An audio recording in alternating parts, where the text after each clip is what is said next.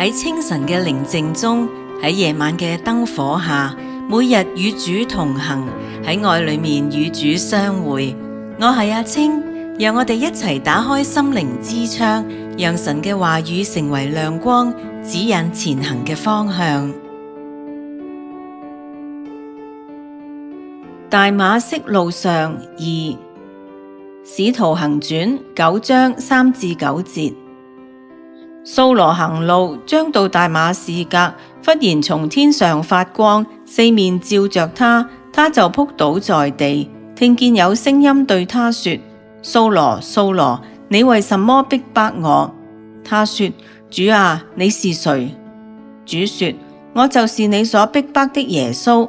起來，進城去，你所當做的事，必有人告訴你。同行的人站在那裏，說不出話來，聽見聲音，卻看不見人。掃羅從地上起來，睜開眼睛，竟不能看見什麼。有人拉他的手，領他進了大馬士革，3日不能看見，也不吃，也不喝。請細心思想以上經文3至9節，掃羅喺大馬色路上嘅經歷。1、掃羅睇見乜嘢異象呢？2、呢個異象使掃羅同佢同行嘅人點樣呢？3、掃羅遇見邊個呢？呢個人對掃羅有乜嘢指示呢？4、掃羅點解3日不吃不喝呢？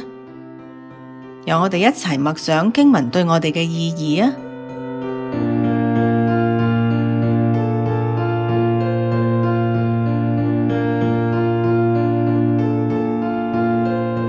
從保羅身上，我哋可以學習一個功課。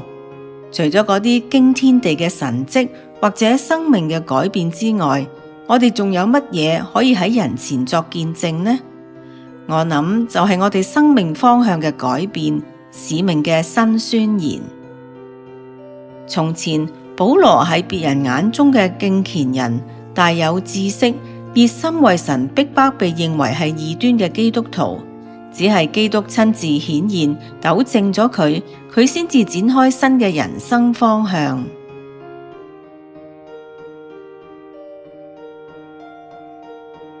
多謝收聽和諧頻道製作，每日與主同行。